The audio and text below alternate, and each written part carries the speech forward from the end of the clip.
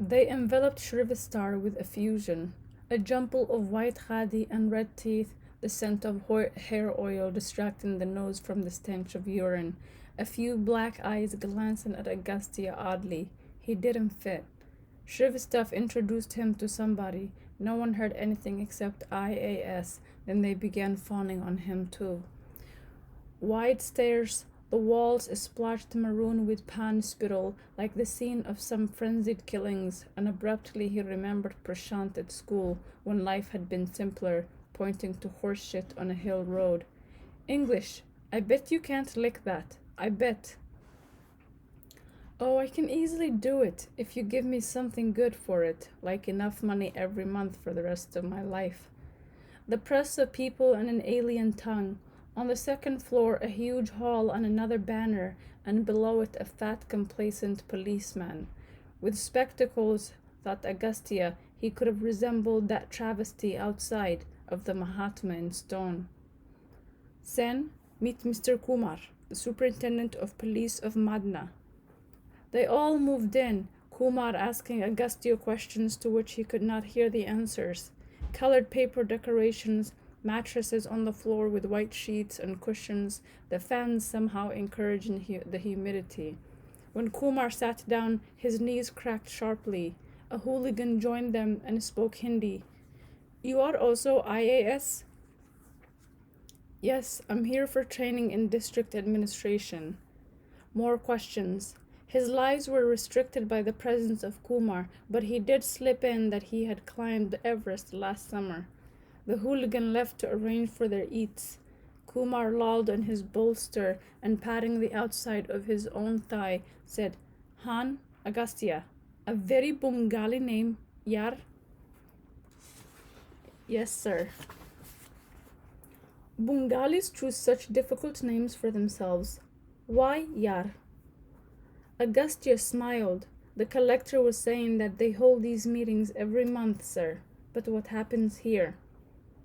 Kumar frowned and looked around to see what everyone else was doing and how many were looking at him. There was a biggish gang around the collector. Nothing on the surface. We just eat some rubbish together and nurse raw stomachs for a week. But it helps in many ways. We find out from them what's really happening in the district. Gossip. The things that our police and revenue officials won't tell us because they themselves might be involved. His voice turned dictatorial. Effective administration really means meeting the people and showing them the collector and the SP of a district are not uppity and high-handed, but like meeting them. This is India Bhai, an independent country, and not the Raj. We are servants of the people. A hooligan offered Kumar a pan, which he stuffed into his mouth. Han, you look the English type. The English type? Any Indian who speaks English more fluently than he speaks any Indian language I call the English type. Good. No? Yes, sir. Han, so English type. Do you want to watch English movies on video? Yes, sir. You come over then, anytime. I got new films. A Passage to India, Amadeus, The Jewel in the Crown, lots of others. You come. Kumar waved to someone across the hall who salaamed him jovially. But tell me, why do these English movies about India all have rape? Black men raping white women? Sati, have you met Sati? The Joker of Madna. He says to be raped by a black man was a white woman's fantasy. Just then, the one who had salaamed Kumar joined them, and the two gossiped. A groupie provided Agastya with company. What do you use this hall for normally? The groupie looked puzzled by the question. Oh, everything, he shrugged. Family planning, vasectomy and tubectomy camps, school table tennis championships, bridge tournaments, meetings of the youth club, marriage parties, anything. All at one time, I hope, thought Agastya. Who built the statue of Gandhi outside? An executive engineer called Tamzi. He was here some time ago. He's been posted in Madna 2 or 3 times. The groupie's face creased with an unpleasant memory. He's very enthusiastic and untalented. He paints also very badly. I was here when they installed the statue. Everyone was very angry, but it was too late. An urchin handed Agastya a plate. On it were laddus, samosas, and green chutney. He could almost hear the chutney say, "Hi, my name is Cholera. What's yours?" "No, not for me." The urchin said, "Hein?" Agastya turned to the hooligan beside him. "I can't eat anything today. My mother died today." The man looked puzzled again. "I mean, this is the anniversary of my mother's death, and I fast." For a moment he contemplated adding, "In penance, because I killed her." The hooligan said slowly, face creased again, but this time with perplexity, "But it's very tasty. Try just a little." "Okay," agreed Agastya and began eating rapidly. He was feeling very hungry and even finished a second plate, all the while imagining the filth beneath the urchin's fingernails. The conversation continued. Agastya ensured that the man's perplexity never really disappeared. Both the collector and the SP were earnestly discussing matters. He was again besieged, as he had been that morning in Joshi's room, by the sense that he was living someone else's life. He looked at his watch. 1:45. In his old life, he would have been with his uncle at home, talking rubbish over brunch. He remembered Dr. Ubadayai, his head of department, and his words at their last encounter. Dr. Ubadayai was a small, dissatisfied man. "I'm happy for you, Agastya. You're leaving for a more meaningful context. This place." He'd waved his hands at books around him, at the tutorials on his desk. "Is like a parody, a complete farce. They're trying to build another Cambridge here. At my old university, I used to teach Macbeth to my MA English classes in Hindi. English in India is burlesque. But now you'll get out of here to somehow a more real situation. In my time, I'd wanted to live this civil service exam too. I should have. Now I spend my time writing papers for obscure journals on L.H. Myers and Wyndham Lewis and teaching Conrad to a bunch of half-wits." Anchorlessness, that was to be one of his chaotic concerns in that uncertain year. Battling a sense of waste was to be another. Other fodder too, in the farrago of his mind, self-pity in an uncongenial clime, the incertitude of his reactions to Madna, his job, and his inability to relate to it. Other abstractions too, his niche in the world, his future, the elusive mocking nature of happiness, the possibility of its attainment. On the way back, Shrivastav asked, "So what did you think of our SP?" Agastya smiled stupidly. "You must call on him formally at his office this week, also on the district judge and the district development officer. No one else. Normally this meeting lasts much longer. Some idiots make speeches, but I have a lot of work in the office, so I cut it short. How many meals do you have a day?" Shrivastav was again pogo-sticking topics. Agastya wondered at the question. 3, he said, thinking. Perhaps Shrivastav knows people who have 15. "When you start working, you must reduce it to 2, before and after office. That's my advice. Take my case. Office starts at 10:30. I reach at 11 sharp." He made it sound like a virtue. "But no going home for lunch. Now, our SP followed quite another pattern earlier, but I fixed that. He reached his office at 10:30, but would go home for lunch at 1 and would sleep till 4, and then come back to office at 5. I fixed that." Shrivastav smiled in memory of the triumph. "For 1 whole week, I telephoned him at office at about 3 or 3 for some work or other. His office would say he's at home. They couldn't lie, no, because collector was asking and say he'd gone out. So I used to ring him up at home. His constable couldn't say he was sleeping, not to the collector, so he was woken up, and when he talked, he couldn't pretend that he'd been sleeping. 1 week of this, You have to straighten out these people who think they're being paid to sleep in the afternoons. Kumar is an interesting fellow. He talks real big about serving the people that you'll soon find out, but he's a hopeless policeman. Do you want to go back to the rest house for lunch? Yes, I think. An unwise decision, because the rest house room was much hotter than the collector's office, but he wanted to get away from his collector and his job to his other life. His secret life that year was lived in his hot, dark room in the rest house, or in other hot, dark rooms in other rest houses. His secret life became much more exciting and more actual than the world outside. In the afternoons, the rooms were dark because the windows had to be closed against an incandescent world, and the window panes were painted an opaque pink against the glare, explained one junior engineer. For privacy, said another. There would be marijuana and nakedness and soft, hopelessly incongruous music, Tagore or Chopin, and the thoughts that ferment in isolation. There would even be something vaguely erotic about the heat, about watching his own sweat on his bare skin. Okay, relax after lunch. No need to rush things. You'll take a few days to get used to the heat. But tomorrow you come home with me in the evening.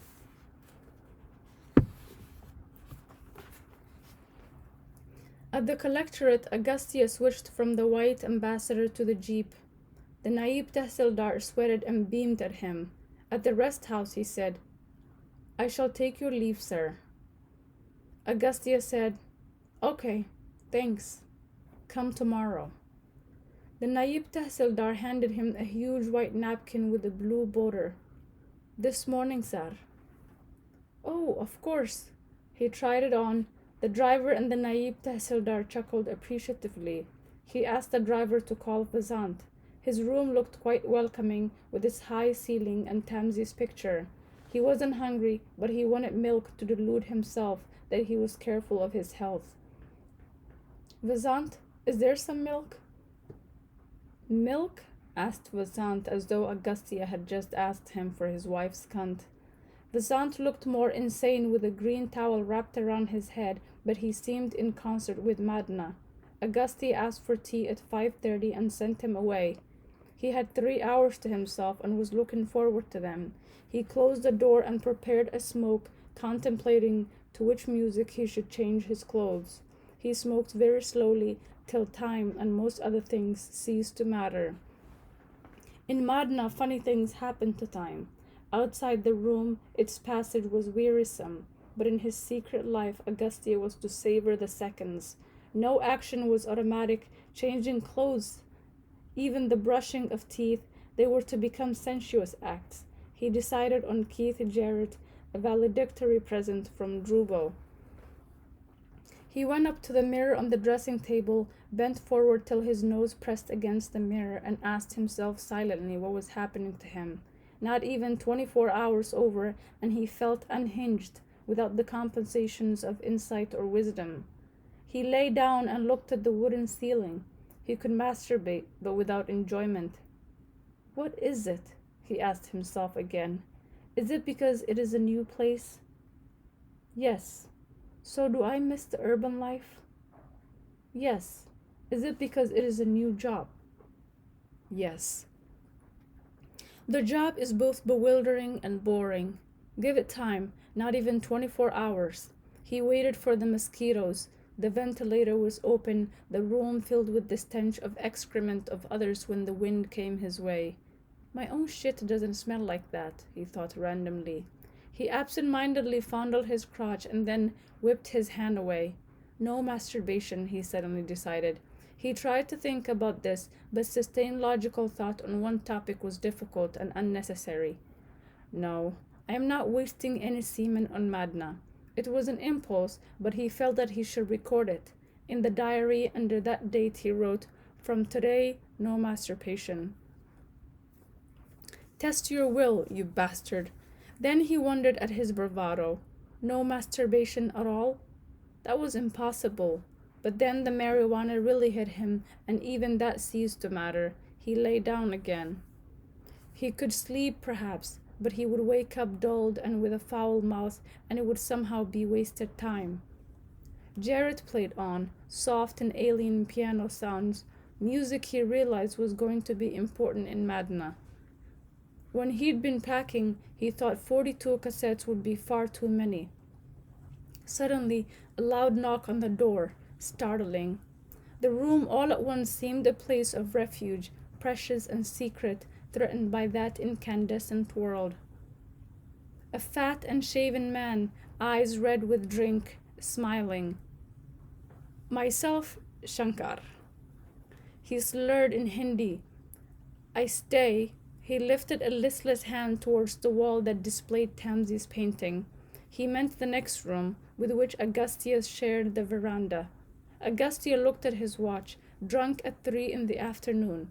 He liked Shankar immediately. Hello, I'm Agastya Sen. Agastya, a good name, quite rare, means born of a jar. The jar is the womb and thereby the mother goddess. But the jar could just as easily have contained Vedic whiskey, Soma type, good quality scotch, bottled for 12 years. Shankar leaned against the door and yawned, exuding the effluvium of whiskey and snuff. You were playing Tagore this morning. I like, so I came to be friends. It's very hot. Should we go to your room and chat? He liked the idea of whiskey with a stranger in a strange place at 3 in the afternoon. Shankar's room, though identical, smelt awful. Heat, booze, and closed windows. He had retained all the furniture. A wizened man lolling on the sofa waved to Agastya. My younger brother, said Shankar. Not to worry, he's insane, but very pleasant. Agastya thought of getting some marijuana to ignite the whiskey, as it were, but desisted. He felt unequal to the exertion, for one thing. Besides, he wasn't sure how Shankar and his brother would view it. He remembered with a smile his uncle's last words at Delhi railway station. If you have to smoke that ganja, smoke in secret. It is not an addiction for display. He had then looked away, right as soon as you settled down. His uncle had been so scathingly cynical when he had discovered Madan and Agastya smoking in their first college year. A winter Sunday, they had been on the roof, Madan filling a cigarette. You generation of apes! His contempt had not been outraged morality or a concern for their bloodstream, but Madan had argued and swept the conversation into the absurd. But everyone in India smokes, in villages at sunset and so on. And watching Madan defend them, ugly face above left a palm cupping marijuana and dust. Agastya had felt his stomach contract with silent laughter. My servant brings lots back from his village every year, and August has been smoking since school, so he told me. At which his uncle's cynicism, as usual, had turned to rage. The greatest praise you mimics long for is to be called the European junkies. And who is August? In my presence, call him Ogu. Drink? Asked Shankar, poured him a stiff peg, and laughed shrilly. Agastya soon saw that he laughed a lot. What are you doing in Madna, Sen Saab? I'm in the revenue department, training. Oh, you're IAS, and I hope you're not looking for a BDO. Shankar laughed enough to slap a large swig onto his trousers. No, I'm not, said Agastya. Mr. Sen has not followed your foolish and confused remarks, said the man on the sofa, and continued. When did you arrive here? Last evening. A female block development officer in Nurana committed suicide a few days ago. Yesterday, a local newspaper, the Dainik, said that she had been having an affair with Collector Saab and that she committed suicide because he wasn't divorcing his wife to marry her. You mean Shrivastava? Yes, the man on the sofa yawned loudly. I'll get some cold water, said Shankar, who seemed to be sulking at his brother's last remark and waddled unsteadily towards the door. He pressed the bell, which didn't work. He thwacked the switchboard. It came off instantly and dangled on one nail. Debris on the floor and dust in the air, and a huge enraged spider scuttled off towards the ceiling. Shankar went out. The Dainik says Mr. Shrivastar's been having an affair with a BDO? I never lie. Peyton Place, thought Augustia, and again smiled, for he again remembered that his uncle, on a single theme, expounded with varying degrees of contempt, angles of face, tones of voice, in 1,000 different situations. They had been watching a profound TV serial in which an anxiously expected guest didn't turn up before the final commercials. Godot, Augustia had said, but Pultukaku hadn't laughed. Why is it? They had been on a walk to see the new stadium for Asian Games, and while Pultukaku had been talking, he had stepped on some shit and been very angry. That the first thing you are reminded of by something that happens around you is something obscure and foreign, totally unrelated to the life and languages around you. My younger brother is nice, but a little stupid, said the man on the sofa, whose name was Shiv. But he said you were the younger one. Well, he is stupid. Shiv got off the sofa to get a drink. He was small and very shabby, shrunken with the grayish eyes of age. Shankar is a deputy engineer in minor irrigation, so he makes about 30,000 rupees a year extra, because he's only middling corrupt. I have an arrangement with him that give me 1/3 of your annual illegal money, and I'll in turn pretend to be your personal servant wherever necessary, when we're away from home and so on, so that you can puff yourself up and be an even better government servant. Then I cook for him if required, wash his clothes, go out to buy his whiskey and pan. When he's away, I sleep with his wife. He is lying, of course, thought Augustia, or maybe he really is insane. Perhaps it was the form of insanity that was preluded by extreme boredom, or perhaps Shiv just liked fantasy because he found it both impossible and unnecessary to express accurately the mild horror of the tedium of his life. Augustia sensed something of this himself when, on his next visit to Delhi, he attempted to answer questions about Madna from Drupo and Madan. We arrived about a week ago. It'll take months to get a flat. Shankar has been transferred from Koltanga. The family's there. Koltanga, Augustia remembered from the map, was an adjoining district. Shankar returned with a jug. Oof, this weather. He pottered and warbled for a while. Then, comfortably seated, he smiled beatifically at the sofa. So, Shiv, happy? I'm never unhappy. He's a little insane, explained Shankar to Augustia, twiddling his index finger against his temple. But happy. Have you met Sati, the joker of Madna? He told me that he has seen a Japanese film in which the young in a family take the old to some mountain and leave them there to die. I was shocked, I tell you. He paused abruptly. Concentration narrowed his eyes until the eruption of an explosive belch. Then the beatific smile. In India, we treat our old parents and other people so well. They always stay with us and help out in the house and everything, like my younger brother here. We don't send them to mountains.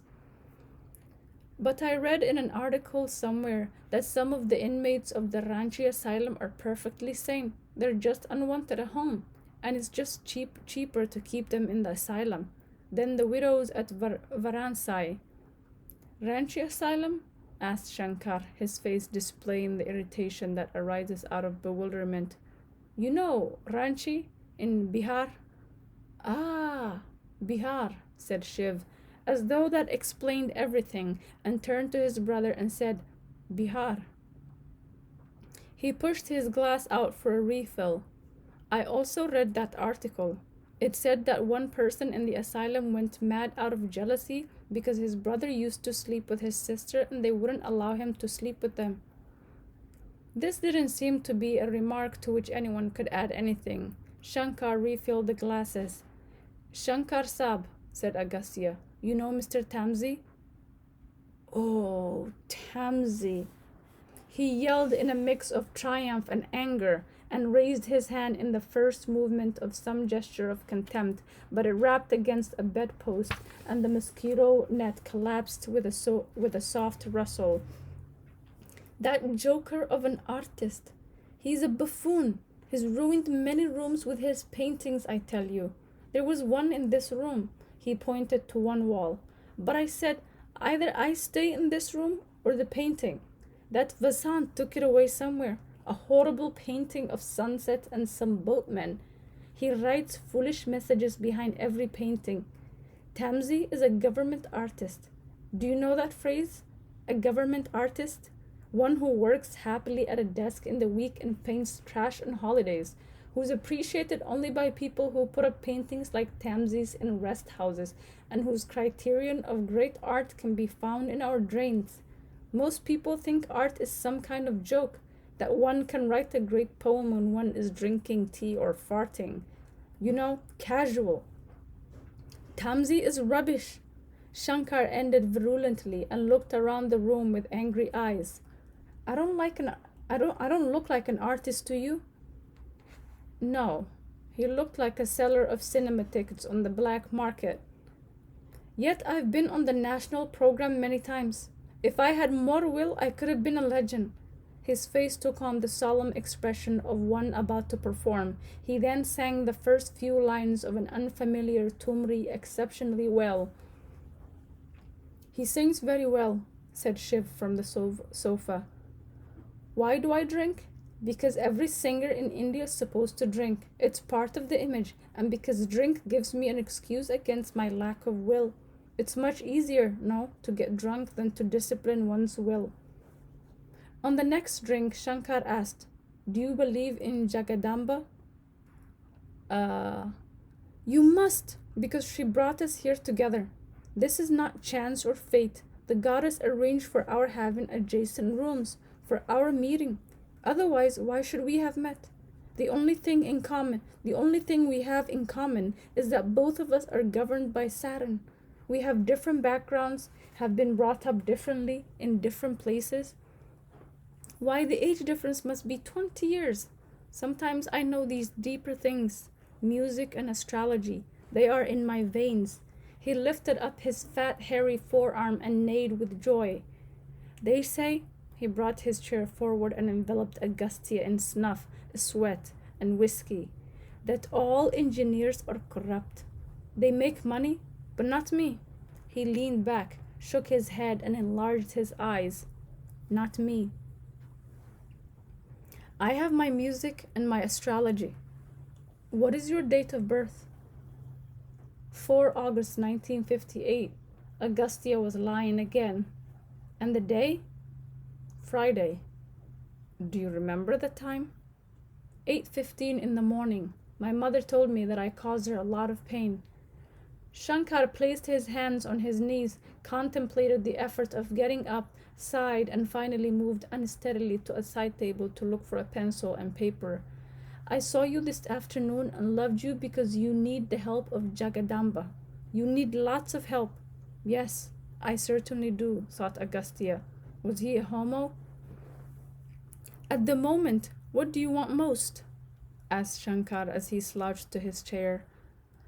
I want, decided Agastya with a silent, shameless smile, to fuck Dhruva's mother, who had been an adolescent fantasy for almost all of Dhruva's school friends, and for Dhruva too. They insisted, only that he couldn't admit it. She had been slim and warm and inaccessible. Well, what I want changes from moment to moment. Shankar was most dissatisfied with this answer and shook his head drunkenly.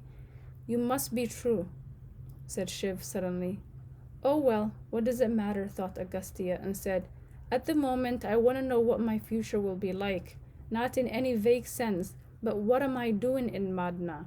Will I get to like this sort of life? I miss my old life. I think mainly because I was attuned to it and it was, well, comprehensible. Of course, it's only been a day, but it seems much, much longer, and I just feel strange. He smiled, feeling ashamed of himself. Oh, Madna, gurgled Shiv unexpectedly. Everyone feels wretched in Madna. While Shankar scribbled and calculated at the table, you should go to Koltanga, a lovely place. Another dot in the hinterland, thought Agastya. You will leave this place after August for a place you want to go to. Shankar tossed this over his shoulder. You mean I'll go to Delhi or Calcutta for the puja holidays? Whatever it be, you shall be happy after August. Shankar looked up and disliked the amused disbelief on Agastya's face. You don't believe? But you must believe in Jagadamba. What do you mean happy? God, thought Agastya, could this talab be oracular? Again, ashamed of himself, he asked, Jagadamba says so. Suddenly he wanted desperately to believe. Yes, yes, Jagadamba has told me so. Godlessness or a better future or money or unreason, we all do believe in something or the other. His father had said that most unexpectedly at their last meeting 3 weeks before Madna. Most of us, Ogu, live with a vague dissatisfaction. If we are lucky, living as we do, upon us is imposed a particular rhythm: birth, education, a job, marriage, then birth again. But we all have minds, don't we? His father, as usual, had spoken with the caution of a humorless, taciturn man. For most Indians of your age, just getting any job is enough. You were more fortunate, for you had options before you.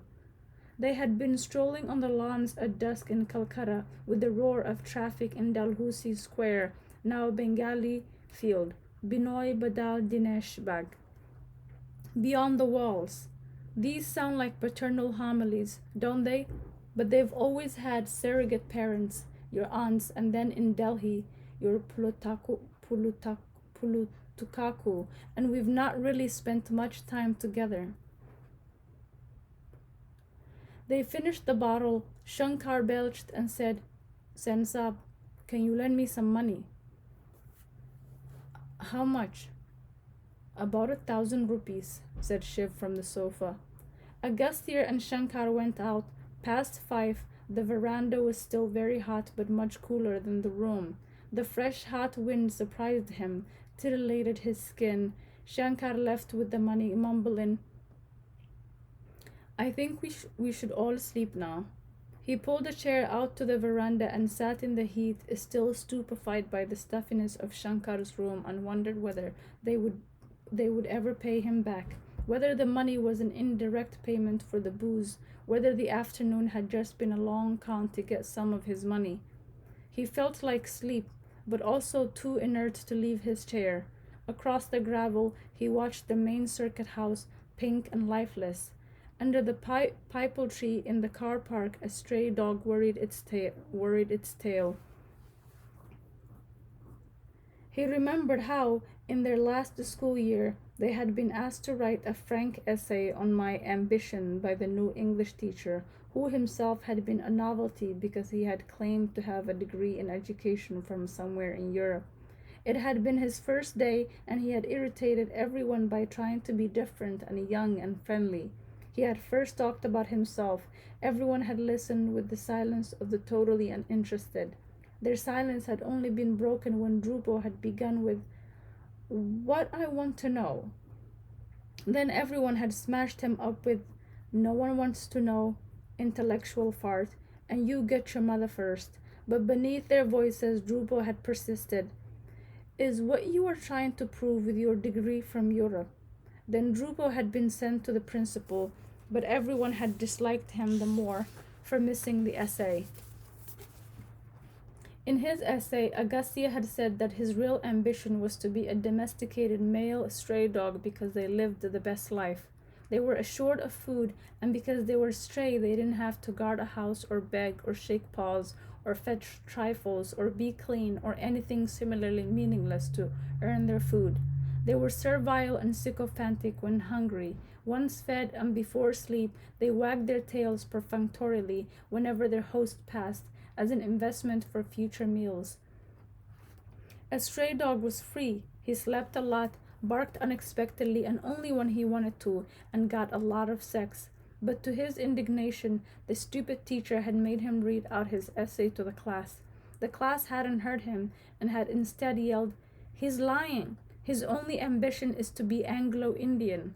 The teacher had made Prashant read out his essay too, which had nonplussed everyone because he, for reasons never explained, had said in it that he wanted to be a Tibetan. A figure turned the corner, Vasant in his green towel, Agustia's tea. Refusal would mean conversation. Vasant left the tea on the floor beside the chair, and for a while he watched the skin form on the surface. He tried to visualize the contents of his stomach, 12 cups of different kinds of tea, the morning's crepe omelette, and vanquished despite his teeth and his saliva, the laddus, samosas, and green chutney of the integration meeting, the afternoon's whiskey, all fermenting and bubbling inside in a steadily churning mass. Every day, every stomach was similarly assaulted, except those who didn't get enough to eat, and in those acid gobbled up the warm red stomach lining. He marveled at the human body. When Vasant returned for the cup, he refused dinner and slept uneasily till 2 in the morning, when the mosquitoes woke him up.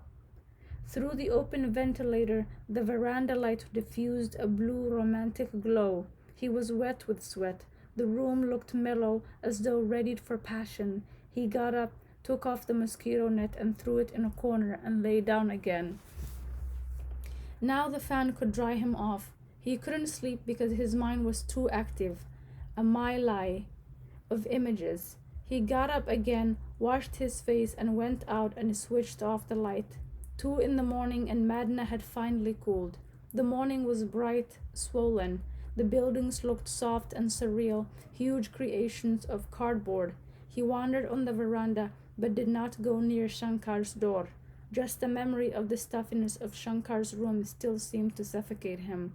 He wanted to smash the doors and windows of that room to let some new air inside. Impulsively, he put on shorts and shoes and did push-ups on the veranda. Then, before reason could dissuade him, he went for a run. Beyond the circuit house lay a huge field, its purpose unexplained. Shacks of the homeless on one edge, timid encroachments on the other side, a few decrepit buildings. Running felt splendid, clockwork movement, the crisscross of arm and leg, rhythm and balance, the steady, healthy panting, the illusion that the body was being used well.